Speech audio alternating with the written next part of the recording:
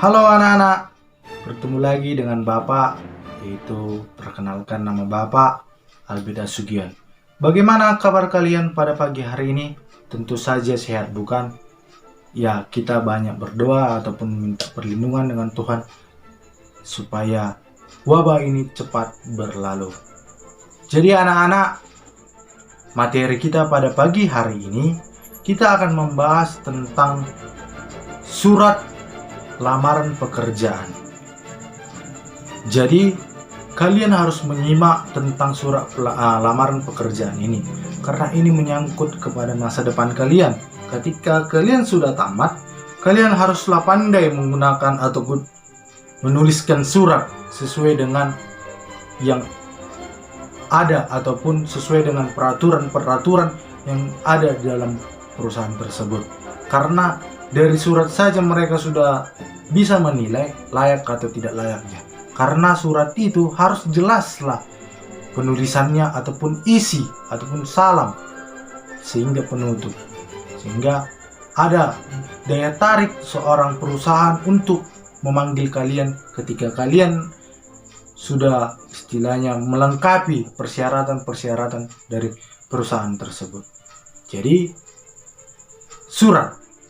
jenis surat. Jadi jenis surat ini ada dua anak-anak. Yang pertama itu surat pribadi. Surat pribadi ini itulah yang merupakan surat yang kalian tulis ketika kalian dalam keadaan rindu kepada orang tua kalian ataupun kepada pacar kalian. Itu merupakan surat pribadi, hanya antara kamu dan orang yang tahu. Istilahnya pribadi lah itu, hanya yang bagian kehidupan kalian lah yang tahu itu isi dari surat tersebut. Yang kedua itu adalah surat resmi. Yang surat resmi ini mencakup lainnya 4. Yang pertama itu adalah surat niaga, surat izin, surat pemberitahuan, bahkan surat lamaran pekerjaan. Jadi, apakah Pak pengertian dari surat lamaran pekerjaan itu? Jadi surat lamaran pekerjaan itu anak-anak adalah surat yang dibuat dan dikirim oleh seseorang yang ingin bekerja di sebuah kantor ataupun perusahaan ataupun instansi tertentu, yang biasanya surat lamaran kerja ini dikirim beserta riwayat hidup kalian. Kemudian surat lamaran pekerjaan ini termasuklah surat dinas ataupun surat resmi. Oleh karena itu terdapat aturan-aturan tertentu yang harus diperhatikan dalam penulisannya. Jadi kalian sudah mengerti tentang pengertian dari surat lamaran pekerjaan.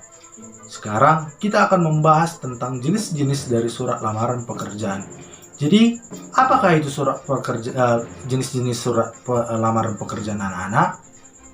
Jadi, surat lamaran pekerjaan itulah yang digabungkan dengan riwayat hidup. Yang kita ketahui dengan bahasa Inggrisnya itu yang disingkat adalah CV. Itu adalah pengertian bahasa Indonesianya adalah riwayat hidup. Jadi di dalam cara ini riwayat hidup termasuklah isi surat karena isinya berupa gabungan. Cara ini juga disebut dengan model gabungan. Surat lamaran yang dipisahkan dari riwayat hidup. Dalam cara ini riwayat hidup merupakan lampiran dan cara ini disebut model terpisah. Jadi itulah pengertian dari jenis surat lamaran pekerjaan. Kemudian kita harus mengetahui juga sumber-sumber lamaran pekerjaan. Yang pertama itu sumber-sumbernya yaitu sumber lowongan pekerjaan tanpa sumber tertentu. Yang kemudian sumber lowongan pekerjaan dari media tertentu. Dan sumber lowongan pekerjaan dari referensi pihak tertentu. Kemudian kita akan mempelajari tentang sistematika dalam surat lamaran pekerjaan. Kalian kalau belum mengerti tentang sistematika ini dalam surat lamaran pekerjaan itu adalah merupakan yang pertama bentuk yang menarik dari bentuk surat tersebut. Kemudian yang kedua mempunyai bahasa juga yang menarik. Yang ketiga menggambarkan kemampuan pelamar. Dan keempat tepat pada sasaran. Hal-hal yang harus dicantumkan dalam surat lamaran pekerjaan agar tercapai tujuan pembuatannya diantaranya itu yang pertama menyebutkan sumber lamaran. Dan yang kedua, identifikasi diri lengkap dari pelamar meliputi. Istilah yang pertama itu tentang nama lengkap, yang kedua tempat dan tanggal lahir, alamat lengkap, nomor telepon ataupun nomor handphone, ataupun alat bantu komunikasi lainnya, sehingga dapat seorang perusahaan itu tersebut mengkomunikasi kepada kalian, dapat menghubungi kalian, sehingga ada istilahnya respon dari perusahaan tersebut ketika kalian ingin melamar ke perusahaan tersebut. Yang ketiga yaitu adalah posisi yang kalian duduki ataupun kalian kehendaki. Jadi ketika kalian ingin melamar pekerjaan, posisi mana yang cocok untuk kalian, disitulah kalian masuki. Yang kemudian yang keempat yaitu riwayat pendidikan. Riwayat pendidikan ini haruslah kalian cantumkan ketika kalian menduduki sekolah dasar, tamat tahun segini, masuk tahun segini. Dan yang kemudian sekolah menengah atas pertama ataupun sekolah menengah atas. Jadi kalian harus cantumkan riwayat pendidikan kalian. Yang kemudian yang kelima yaitu riwayat pekerjaan. Jadi riwayat pekerjaan ini istilahnya pekerjaan-pekerjaan apa yang sudah kalian alami ketika kalian ingin melamar ke perusahaan tersebut. Istilahnya kalian sudah pernah bekerja di bidang seperti ini. Jadi kemudian ada buka lowongan di perusahaan ini, jadi kalian masukkanlah riwayat pekerjaan kalian, bahwasannya kalian sudah pernah mengikuti ataupun bekerja di bidang tersebut. Dan yang kemudian yaitu kemampuan lain yang kalian miliki. Jadi di balik itu supaya mendapat daya tarik kepada perusahaan itu, kalian harus mempunyai kemampuan. Jadi kemampuan kalian istilahnya entah apa, dapat menciptakan suatu peluang ataupun kemampuan kalian dalam istilahnya berkomunikasi ataupun ada bakat-bakat tertentu yang berhubungan dengan perusahaan tersebut. Dan yang terakhir yaitu adalah referensi. Bila ada dan pelamar memandang pihak pemberi, referensi mempunyai pengaruh terhadap pengambilan keputusan. Jadi keputusan itu merupakan juga dari referensi. Dan kemudian kita akan membahas tentang bentuk surat lamaran pekerjaan. Jadi bentuk surat lamaran pekerjaan ini ada dua. Yang pertama manual dan elektronik. Bentuk yang manual yaitu dibuat dengan tulis tangan ataupun diketik dengan komputer, tapi terdapat berkasnya. Sedangkan elektronik yaitu yang pertama itu dibuat dengan diketik menggunakan komputer, tapi disampaikan melalui email dan tidak dapat berkasnya. Perbandingannya yang pertama itu kan melalui bicara penulisan tangan, tapi diketik boleh. Dan yang kedua itu secara elektronik itu harus menggunakan menggunakan komputer, tapi harus tapi tidak terdapat berkasnya seperti itu. Kemudian kita akan mempelajari yaitu unsur-unsur surat lamaran pekerjaan. Yang Bapak rangkum unsur-unsur surat pekerjaan itu ada 8. Mungkin yang kalian temui bisa 9, bisa 10. Tapi sama aja intinya. Yang pertama itu adalah unsur-unsur dari surat lamaran pekerjaan, yaitu pertama tanggal surat. Kita harus mengetahui tanggal surat. Kemudian lampiran. Yang ketiga itu adalah hal ataupun perihal. Yang keempat yaitu adalah alamat tujuan.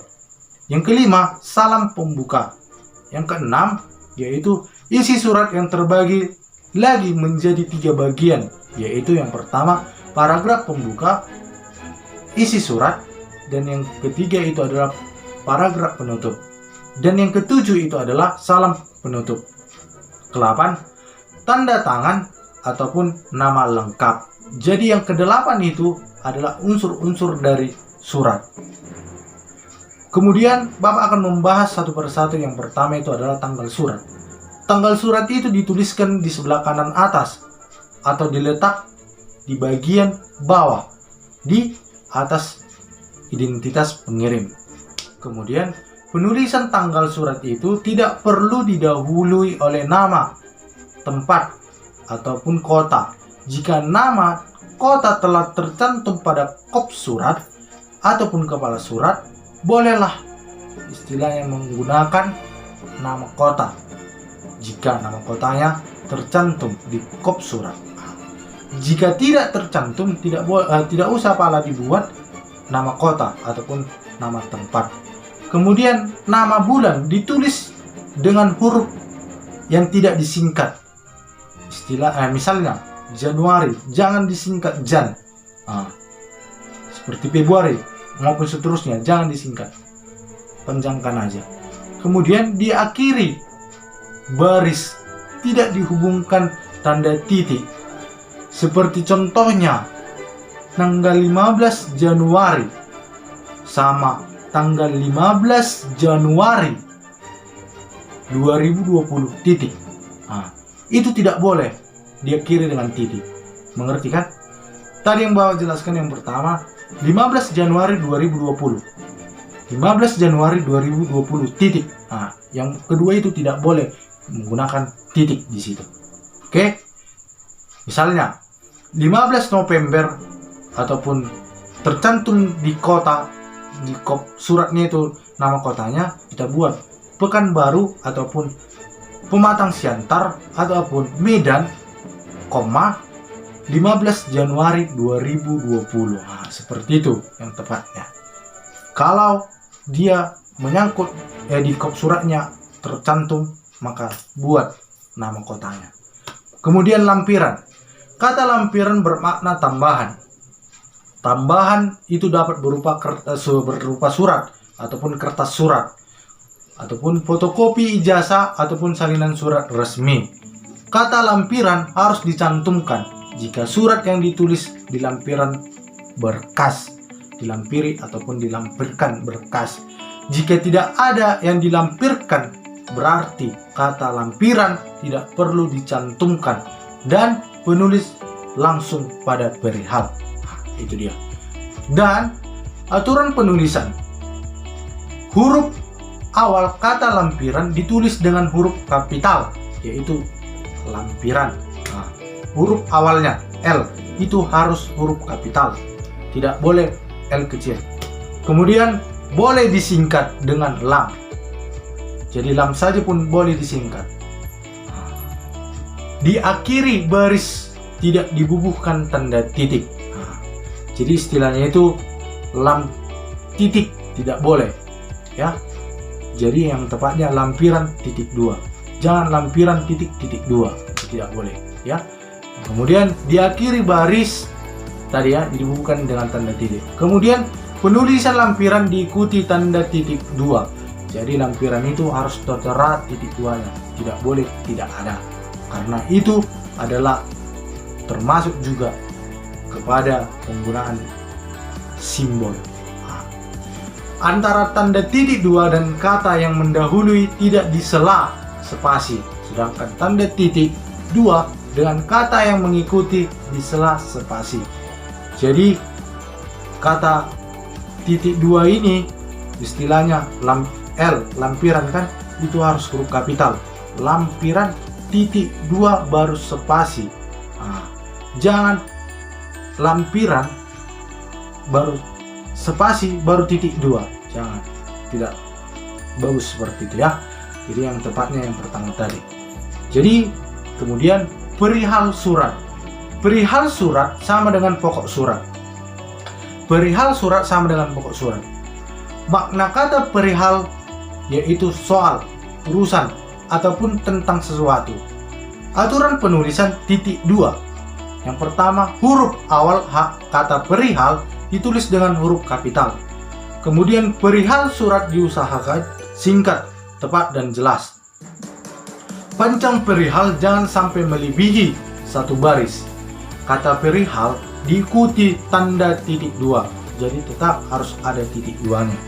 Yang kemudian diakhiri baris tidak dibubuhkan tanda titik dan barisannya tidak bergaris bawah. Contoh, perihal titik 2 spasi surat lamaran pekerjaan.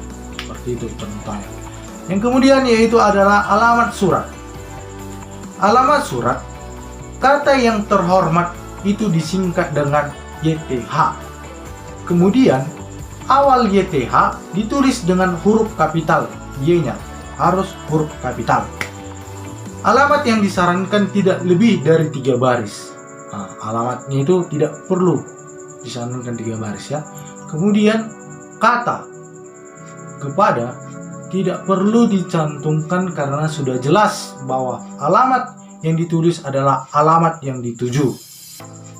Sapaan bapak atau ibu dapat digunakan jika diikuti nama orang dan huruf awal sapaan itu ditulis dengan huruf kapital. Jelas ya? Jika jabatan seseorang dicantumkan, kata sapaan tidak digunakan agar tidak ada keracunan penulisan. Jadi kata keracunan ini yaitu tidak ada berkaitan maknanya. Jadi sehingga tidak bisa kita ketahui bagaimana racun kan, sangat membunuh kan. Jadi istilahnya penulisan itu seperti itulah, ada istilahnya.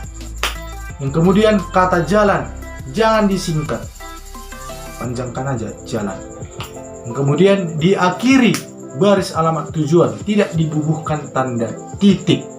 Contoh, yang terhormat disingkat YTH titik, manajer mandiri. Nah, bawahnya jalan singkat saja, misalnya Malik kan singkat saja M, bisa saja buat Malik Yamin. Nomor titik 03 misalnya Ajibata ya kan, baru Jakarta. Dan yang kemudian salam pembuka, ini memang salam pembuka itu harus memang diperhatikan penulisan salam pembuka tersebut. Bentuk yang lazim digunakan sebagai salam pembuka adalah dengan hormat. Nah, jadi bentuk pembukaan itu adalah dengan hormat. Huruf awal kata ditulis dengan huruf kapital, yaitu huruf D kapital. Penulisan dengan hormat diikuti dengan tanda koma. Ketika kita sudah menulis dengan hormat, haruslah dibubuhi dengan tanda koma. Nah, baru salam pembuka ditulis di margin kiri, margin sebelah kiri. Disinilah dengan hormat koma. Nah, seperti itu. Penulisan salam pembuka tidak menjorok ke dalam sehingga alinea baru. Nah, jangan terlalu menjolok, itu seperti paragraf baru, alinea baru kan. Agak sedikit aja dia ambil dengan hormatnya. Contoh kan, dengan hormat bapak atau ibu yang terhormat, baru salam. Nah, itu atau salam sejahtera. Seperti itulah contohnya. Kemudian isi dari bagian pembuka. Contoh, setelah kita membaca sebuah reklame ataupun iklan yang Bapak Ibu atau muat dalam harian Republika tanggal 15 Januari 2018, saya tertarik pada bidang yang ditawarkan. Oleh karena itu saya bermaksud melamar pekerjaan di perusahaan yang Bapak atau Ibu pimpin sebagai karyawan bagian administrasi ataupun identitas saya sebagai berikut.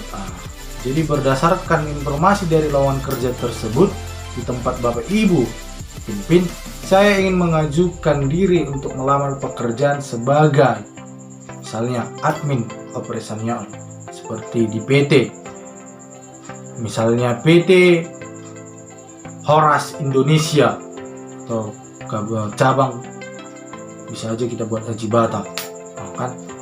Baru buat dia di bawahnya itu, setelah kalian sudah menerangkan isi surat kalian, buat di bawahnya itu saya yang bertanda tangan di bawah ini, kalian tantanganilah, baru buat nama lengkap kalian. Kemudian bagian isi, nanti bagian isi ini akan Bapak cantumkan di video, jadi kalian dapat mengetahui isi tersebut. Baru bagian isi selanjutnya pun nanti Bapak terangkan di slide ini. Dan contoh dari penutup, yaitu demikianlah surat lamaran pekerjaan yang saya buat. Besar harapan saya untuk menjadi bagian dari perusahaan ini. Jadi baru buatlah dia kalimat penutupnya itu, demikianlah surat lamaran ini saya ajukan atas perhatian Bapak Ibu. saya ucapkan terima kasih. Dan kemudian salam penutup ataupun tanda tangan haruslah jelas. Seperti contoh, hormat, tanda tangan, misalnya kayak Bapak Albert Asugian. Nah, seperti itulah tanda tangannya. Nanti pun Bapak terahkan slide-nya, nomor 1, nomor 2, nomor 3, nomor 4, yaitu di mana tempat tanggal surat sampai berapa. Nanti kan ada Bapak buat nanti ya. Kemudian bentuk-bentuk surat itu ada sekitar 5 bentuk dari surat itu ya. Nanti Bapak buat juga seperti apa dia blok, seperti apa ya lurus, seperti apa dia tegak. Kemudian hal-hal yang perlu diperhatikan yaitu menggunakan kalimat yang efektif, singkat, sederhana, dan sopan. Menggunakan bahasa yang bersifat formal, inovatif, baru mencantumkan identitas, mencantumkan posisi, mencantumkan kompetensi, mencantumkan lampiran ataupun hal-hal yang mendukung, baru mencantumkan harapan-harapan. Kemudian tidak lebih dari 1 halaman. Kemudian jika ditulis, tulislah dengan rapi, usahakan tidak ada coretan di dalamnya, dan hindari penggunaan bahasa yang bersifat mengurui, sombong, dan sok pintar, karena perusahaan tidak diperlukan seperti itu. Oke? Kemudian struktur kebahasaan surat lamaran pekerjaan sesuai dengan Kamus Besar Bahasa Indonesia ataupun sesuai dengan EYD. Gunakan bahasa yang baik, sopan, dan simpatik. Gunakan kalimat yang efektif dan komunikatif. Menggunakan bahasa baku serta ejaan yang tepat dan benar. Perhatikan dalam penggunaan struktur kebahasannya seperti struktur diksi, kejelasan kalimat, kaitan antar kalimat, dan EYD. Dan kemudian daftar riwayat hidup. Daftar riwayat hidup adalah suatu keterangan jati diri yang bersifat promosi kepada perusahaan maupun instansi yang ingin melamar. Seperti itu. Surat lamaran pekerjaan dari daftar riwayat adalah kesatuan dan tidak dapat dipisahkan. Kemudian hal-hal yang harus diperhatikan ketika membuat daftar riwayat hidup yaitu menyertakan fakta-fakta yang mengenai latar belakang pelamar secara jujur dan benar. Kemudian menyertakan kualitas yang dimiliki, menyertakan tujuan karir yang diinginkan, tanggal, tempat, dan tanda tangan. Jadi kemudian nanti kalian membuat suatu contoh lamaran pekerjaan dengan menggunakan yaitu 4 saja, yaitu bentuk lurus, kemudian bentuk lurus penuh, kemudian setengah lurus, dan bentuk lekuk. Demikianlah video Bapak ini. Adapun kata ataupun bahasa Bapak sehingga kalian tidak mengerti ataupun tidak memahami kalimat Bapak, bisa Bapak klarifikasi kembali. Dan jika ingin bertanya, tanyalah kepada Bapak sehingga kita dapat berdiskusi, karena kita harus belajar secara berdiskusi, yaitu istilahnya Bapak yang memimpin diskusi tersebut, kalian harus dapat menjalankan ataupun kita menjalankan diskusi tersebut sehingga ada timbal balik antara Bapak dan kalian. Jadi kalian harus menyimak video Bapak ini sehingga kalian paham tentang pengertian surat lamaran pekerjaan. Demikianlah video Bapak ini, sampai jumpa di materi selanjutnya. Sekian dan terima kasih.